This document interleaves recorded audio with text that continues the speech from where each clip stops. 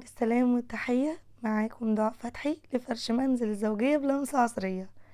عاوزة اقول لكم شقة عروستنا النهاردة من الشقق اللي حقيقي عمري ما هنساها، بأهلها بناسها بعروستنا بكل التفاصيل بتاعة اليوم.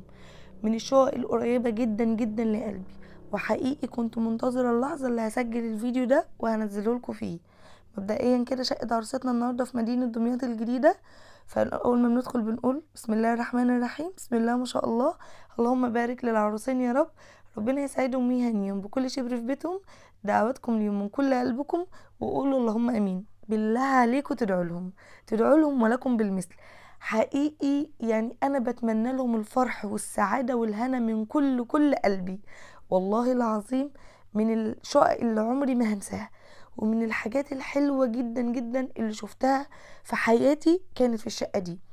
انا مش هقدر اشرح لكم تفاصيل كتير، بس اللي اقدر اقوله لكم ان انتوا العروسة هنا كانت من الناس القريبة جدا وبنت حلال جدا جدا. ومامة العريس حتة سكرة، مامة العريس عمري ما انساها، حرفيا عمري ما انساها.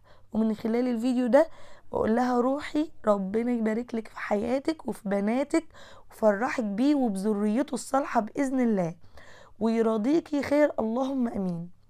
هي تبقى عارفة كلامي كويس قوي. فربنا يا رب يسعدهم ويهنيهم يا رب ببعض، ولانهم بجد الاتنين يستحقوا بعض، العريس والعروسة سكرة، ربنا يا رب يبارك لهم في بعض اللهم امين. هنا كده دي غرفة الاطفال، اللون بتاعها رقيق وهادي. عايزه اقول لكم ان فيرست لوك بتاع العروسه دي من الفيرست لوك اللي بيلمس قلبي جدا. لو كنت شفتوه على اي منصه انا منزلاه، حلو جدا. ده شكل كده الجيبسون بورد بالشكل ده، وموجود فيه الليد اللي هو الاضاءه المخفيه. اللهم بارك يا رب. هنا حتى الدولاب، كل حاجه في الشقه دي كنت بشتغلها بمزاج، ولا كنت بص الشقه دي هتخلص امتى ولا هيخلص معاها امتى. كان حقيقي نفسي افرح العروسه، كان نفسي اعمل لها كل حاجه تفرحها. بجد فرحة العروسة ودمعة عينيها، ومامة العريس لما يعني بجد بكت لما شافت كل حاجة في الشقة، حقيقي لمسوا قلبي جدا. فوق هنا حاطط لها مفارش قطيفة وكوفرتة، وهنا كده جزء من الفوط، وده باقي الفوط اللي فيها شغل طبعا بنظهر كل الشغل اللي فيهم. ما شاء الله اللهم بارك، كان كل حاجتها من انضف الحاجات. وهنا كده الكوفرتيات، ومن تحت كده للحفا الفايبر. ما شاء الله اللهم بارك. حقيقي زي ما بقول لكم انا كنت شغاله لها بمزاج المزاج. وهنا حطيت لها شريط الفرو ده مع شريط الاستراس ده، كان حلو جدا جدا. يعني ده احنا اللي بنعمله، ده مش موجود في اللحاف. حاجات الساده بعرف اشتغل فيها براحتي جدا. وهنا كده عملت لها الحب في الدولاب. بسم الله ما شاء الله اللهم بارك. ماتشنج الالوان اللي موجود في الشريطه نفسها مع اللحاف، الكوفرت او الدفايه سوري. وهنا الدفايه بسم الله ما شاء الله اللهم بارك. وهنا الضرفه دي خلصت. نشوف بقى الضرفه التانية. اصلا نظام الدولاب كده كان فيه استراحه كده في النص حلوه قوي، والظهر متنجد، والوزه القمر دي اللي بتخضيني كل ما ادخل الاوضه. وكان في تحتها كده البانكت اللي تحتها في سحاره. فكان حلو جدا جدا التصميم بتاع الدولاب نفسه وتصميم الغرفه كامله. فوقنا كده بسم الله ما شاء الله اللهم بارك. حقيقي كل قطعة في الدولاب يعني كانت تحفة فنية. هنا كده للحفة الفايبر بتاعت سراير الأطفال، وهنا كده الدفايات والكوفرتيات، وهنا كده الملايات بتاعت سراير الأطفال وباقي الدفايات. وعملت لها اللف كده بالشريط الأسود. بسم الله ما شاء الله اللهم بارك يا رب، ربنا يسعدهم ويهنيهم بكل شبر في بيتهم اللهم امين. الكوفرتات اللي بيكون عليها شغل زي كده مش بحب بصراحة ان انا ابوظ الشكل بتاعها بان انا احط فوقها كمان خامات. يعني الحاجة اللي هي فعلا عليها رسمة هي مش محتاجة ان احنا نحط عليها.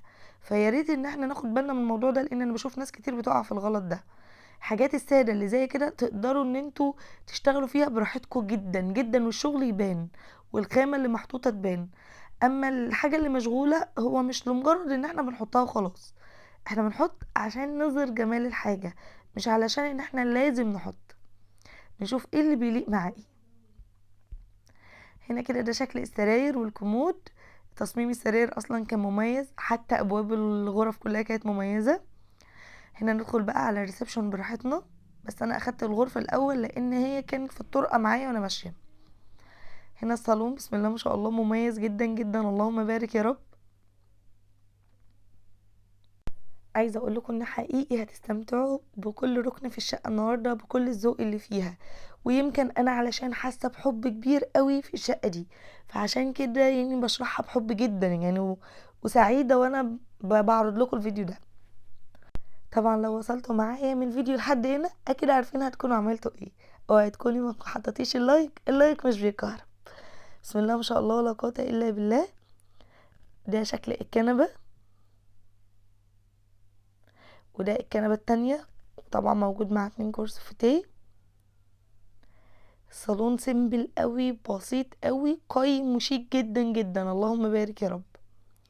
هنا كده ال3 ترابيزات الستانلس دول تقدر هي بعدين كانت في انتيكات لسه هتجيبها للعلم يعني.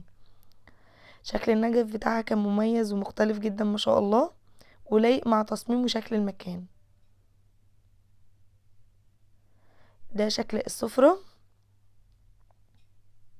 حطيت لها طبق الفاكهة كده، وحطيت لها مفرش في النص. ده شكل البوفيه كده. احلى حاجة البانوهات بقى لما بتحط فيها كده ابليك نور فبيبقى شكلها حلو قوي.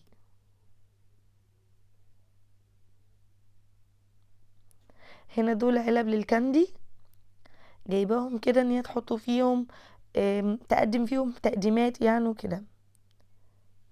هنا حطيت لها طقم الاركوبال، اخد معايا رفين بالشكل ده.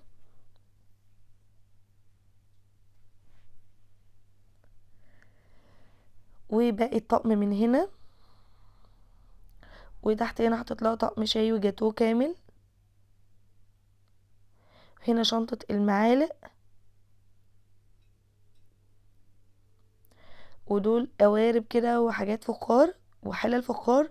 هي قالت لي مش حابه تستخدمهم في المطبخ، هي تبقى فيما بعد تعملهم في العزايم، فقالت لي هتشيلهم هنا تخلي في المطبخ اللي هي تستخدمه. نشوف بقى مع بعض النيش وجماله ورقته وشياكته، وتدعوا دعوة حلوة كده من قلبكم للعروسة ولمامة العريس معاك. النهاردة كل الدعوات لمامة العريس، تمام؟ علشان هي من الناس اللي زي ما قلت لكم عمري ما هنساها، وحقيقي حرفيا ربنا يا رب يبارك لها في كل حياتها. بس ده اللي اقدر ان انا اقوله. هنا كده بسم الله ما شاء الله ولا قوة الا بالله. عايزه اقول لكم مامة العريس مختاره كل الحاجات دي مع العروسه، فبذوقها الراقي عجبني جدا جدا يعني. بسم الله ما شاء الله ولا قوة الا بالله. النيش هنا اللهم بارك كان كبير مش نيش صغير، وفي كمان رف زيادة، فده خلاني ان انا اعرف احط كل حاجة وانا مرتاحة، وفي نفس الوقت كل الحاجات ظاهرة، وما شاء الله اخد الكمية اللي معايا. هنا كده الطقم الصيني قسمته على رفين. طقم كان مميز جدا، يعني يمكن تقريبا ما شفتوش قبل كده، مش فاكرة ان انا شفت الخطوط اللي في الطقم دي قبل كده بصراحة. ممكن اكون شفتها في طقم جاتوه، لكن ما شفتهاش في طقم صيني كامل اللي هو الطقم البورسلين عموما. الرصة بسيطة وشيك شبه الطقم بصراحة. هنا حطيت لها طقم الشاي والجاتوه، دخلت معاهم كده طقم كاسات، والله حطيت تقريبا طقمين مش طقم. وهنا دخلت كاسات كده، وحطيت الطقم الخشاف في النص، وحطيت الكاسات في الجنبين. ودخلت معاهم طقم كاسات بوهيمي. من فوق هنا في قارورة كريستال بوهيمي. وفي الجوانب من ورا حطيت لها طقم كوبايات للعصير. وهنا ده الطقم الكاسات مع الدورق، اللي هو طقم شربات زي ما بنقول في مصر. ما شاء الله اللهم بارك، قد ايه حاجتها راقيه وشيك جدا جدا يعني، اللهم بارك. يسلم اللي اختار، ويسلم اللي جاب، ويسلم اللي دفع، ويسلم اللي وصل، ويسلم اللي رس. بسم الله ما شاء الله ولا قوه الا بالله.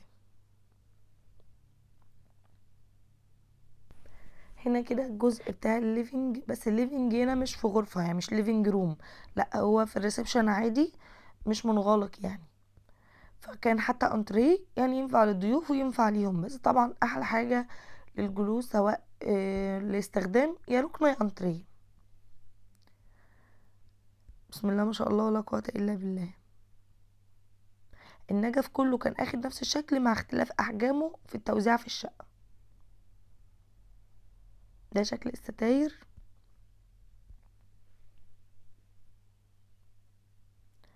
وهنا زي ما قلت لكم هي كان لسه في بعض الانتيكات كانت لسه العروسة هتجيبها. الصينية دي اصلا ديكورية، بيتحط فيها شمع، بيتحط فيها زرعة، بيتحط فيها مبخرة. بتبقى ديكورية وبيبقى شكلها لطيف اوي ما بتجمع فيها كام حاجة كده نسبة وتناسب في الطول بتاعهم. هنا كده شاشة عملوا لها ترابيزة واتحطت على الترابيزة ما اتعلقتش، وده افضل للاحجام اللي زي كده ومناسبة جدا جدا للنظر، اللهم بارك. ده شكل الريسبشن كامل. نشوف مع بعض بقى حمام الضيوف. حمام الضيوف هنا جنب، يعتبر هو في الريسبشن اصلا. مميز وشيك جدا برضو، السيراميك بتاعه كان جميل جدا، بسم الله ما شاء الله. حبيت اوريهولكوا الاول كده بالاضاءة الهادية البسيطة دي.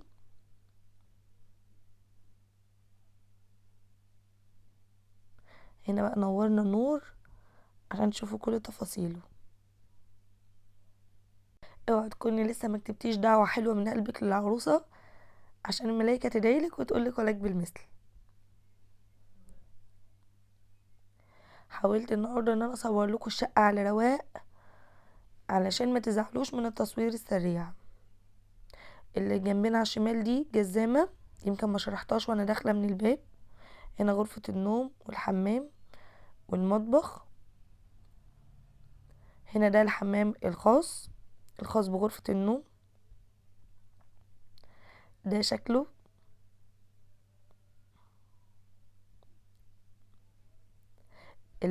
السيراميك بتاعه كان اسود عشان كده جابوله الفرشه بتاعته بيضه. بس عايزه اقول لكم الفرشه البيضه دي يعني للاسف ان الواحد بس لو اتوضى يعني بيبان فيها، فالعروسه هتتعب في التنظيف بتاعها شويه. هنا البورنس بالفوط بتاعته طبعا علقتهم لها. دي هنا كده غرفه النوم. حبيت برضه اوريكم فيها الاضاءه الهاديه البسيطه، وبعد كده نبقى ننور الاضاءات عادي. تصميم السرير، الاتنين كومود ملتصق فيه بالشكل اللي انتوا شايفينه ده، فبتحس ان هو ادى للسرير وسعة كبيرة، اللهم بارك. هنا كده الدولاب. هننور النور بقى علشان نحاول نشوف كل الحاجات.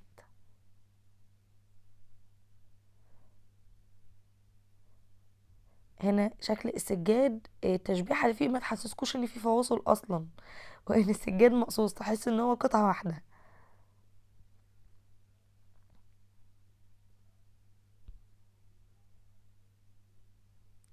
ده شكل السرير.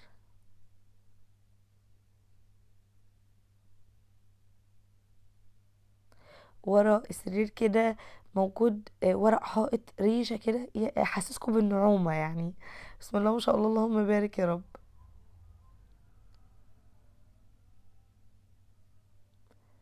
هنا بقى نشوف مع بعض شكل تسريحة. شكلها مميز جدا جدا يعني، بسم الله ما شاء الله اللهم بارك. بالنسبة للناس اللي بتسأل على الحجز والاستعلام، عايزة اقول لكم ان الحجز بيكون قبل الفرح بشهر، وبيكون عن طريق رسائل البيج على الفيسبوك. فادخلوا على صفحة الفيسبوك، بسيب لكم اللينك تحت كل فيديو، او لو انت بتتابعيني من الصفحة يبقى خلاص، يبقى انت كده هي دي الصفحة اللي انت بتتابعيني منها. تدخلي على الرسائل وتكلميني عليها. هنا بقى ما تنسوش تعملوا لي باي باي وتحطوا اللايك للفيديو.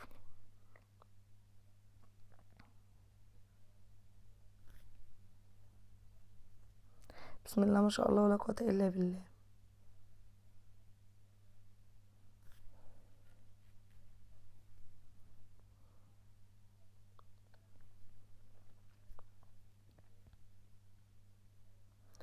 بسم الله ما شاء الله. هنا بقى الدولاب زي ما انتم شايفين، هي اللهم بارك كان لبسها كتير، حطينا لها اللبس الخروج بتاعها كده علقناه، والشنط من تحت لان ما كانش فايض ليه ومرف بصراحه. وهنا اللبس حتى فيه لبس حطينا ورا وقدام عشان نستغل المساحات، وعلشان برضو الرف صغير فمش اخد معانا كام حاجه جنب بعض، فبقينا نحط ورا وقدام. طبعا كل ده هي موجودة فيه وشايفة كل حاجة وهي بتتحط. هنا كده ده لبس العريس في الواحدة اللي في النص. اختاروا له دي علشان قصيرة وعلشان في تحت تعليق للبناطيل. طبعا انا مفتحتهاش لان احنا مش بنعمل لبس العريس اصلا يعني. ومن فوق من هنا في رف للعريس. وهنا بقى اللبس الصيفي بتاع العروسة. بسم الله ما شاء الله ولا قوة الا بالله. وهنا باقي اللبس بتاعه برضو، كملنا باقي الشنط والكراسات تحت. في رف سيبناه للداخلي بتاع العريس. للعلم ان احنا مش بنعمل لبس العريس، بس عايزه اوريكم الدولاب من جوه تشوفوا التصميم بتاعه ازاي، عشان لو في حد يعني عايز يعمل علقة البناطيل عايز كده. وعلشان الملايات كانت فوق فاضطريت ان انا افتحه، الملايات بتاعه السرير الكبير. طبعا بحب دايما الملايات بتاعه السرير الكبير تبقى في الغرفه الكبيره، يعني عشان ما تروحش تجيب من الغرفه التانية عشان تغير ملايه كل كام يوم. ندخل بقى على اخر حاجه في شقه عروستنا النهارده، وهي المطبخ ده عامله بكل حب والله. بسم الله ما شاء الله اللهم بارك يا رب. للعلم ان العروسه دي عملت زيي، يعني عملت نفس النظام بتاعي عندي في بيتي، بس مش عارفه بقى هما كانوا شافوا الفيديو بتاعي اصلا ولا لا.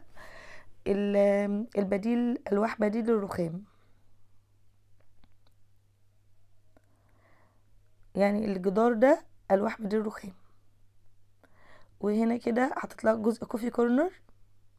العلب دي يتحط فيها سكر وشاي وقهوه. حطيتهم على صينيه كده لايقين مع بعض قوي عشان تشيلهم حتى مع بعض كده شيله هلا بيلا. وهنا كده استند كده للسكاكين. هنا كده البوتاجاز البلتقل. وعلى الشمال هنا موجود الغسالة الأوتوماتيك. هنا حاطط لها الاير فراير والراديو.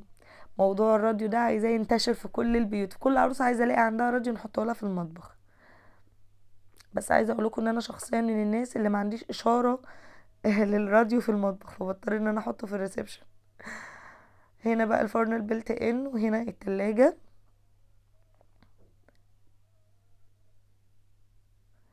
خدنا نظرة سريعة على المطبخ كامل، نشوف بقى الوحدات من جوه.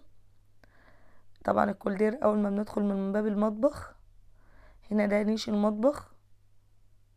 بسم الله ما شاء الله اللهم بارك يا رب.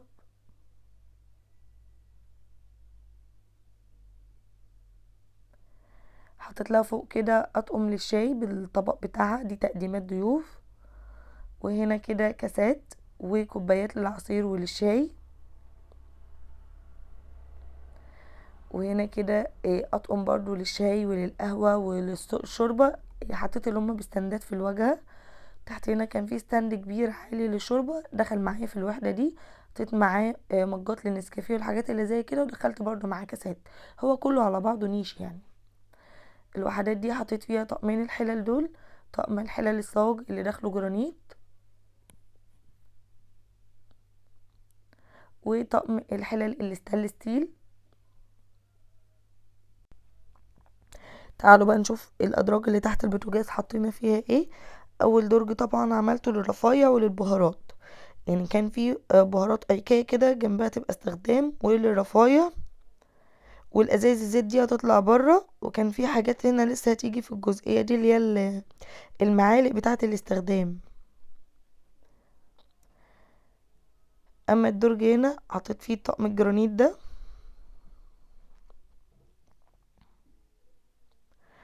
ومن تحت كده حطيت لها الطقم اتيفال ده.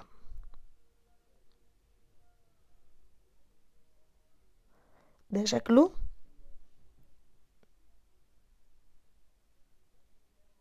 حلو قوي الادراج، يعني بحس ان كل حاجه محطوطه مرتاحه بصراحه. في التقسيم والتوزيع بتكون جميله قوي.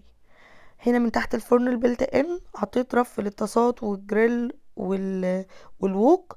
ومن تحت الصواني حاجه الحلويات القوارب، كله كده مع بعض حاجه الفرن.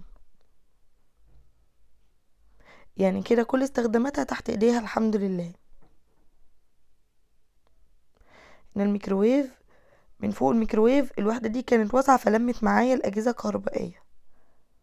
حطيت هنا العجان وحلة الرز الكهرباء، وحطيت الخلاط والتوستر.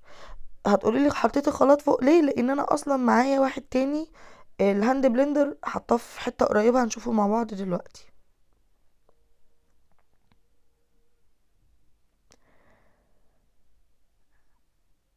الناحية التانية بقى اللي فيها الخلاط والهاند بلندر مع بعض، والعصارة بتاعة العصير بتاعة البرتقال.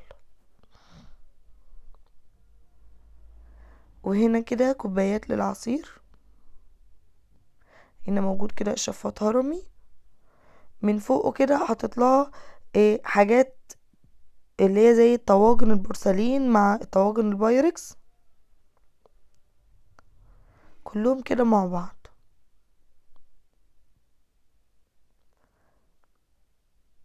هنا الارفف دي بتكون ديكورية، وطقم القهوة ده كان مميز قوي بصراحة، طقم فرعوني كده، فوزعته في الارفف دي. لما بيكون فيه زرع ووردات بحطه تحت الحوض. هنا في جزء كده خاص بالمنظفات، ومن تحت خالص حطيت الاطباق البلاستيك بتاعت غسيل الفاكهة والرز وهكذا، وفي جزء حطيت فيه الصواني. على يمين الحوض هنا دي غسالة الاطباق، والادراج دي استخدمناها مثلا درج للحاجات الحادة، وهنا درج للحاجات السيليكون. والدرج ده زي ما انتم شايفين في فوط والاقماع والمدقق، يعني في ادراج بتلم كام حاجة مع بعض، وفي حاجات بتبقى كل درج فئة لوحده. هنا بقى حطينا كوبايات للاستخدام سواء شاي او ميه او عصير في الرفين دول.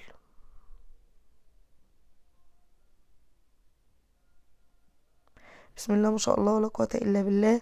ربنا يكتب لهم فيها السعادة والهنا يا رب، اللهم امين، ويبعد عنهم كل حاجة وحشة. هنا بقى الصفاية حطيت لها فيها طقم العشاء وكوبايات برضو للاستخدام.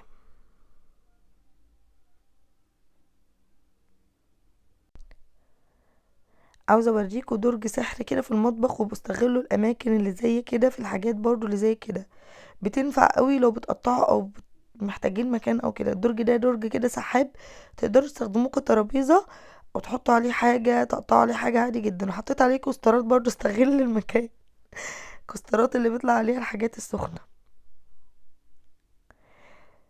الجزء اللي فوق التلاجة ده انا حقيقي كنت هنساه، حطيت فيه علب الخزين وعلب التلاجة كلها كاملة.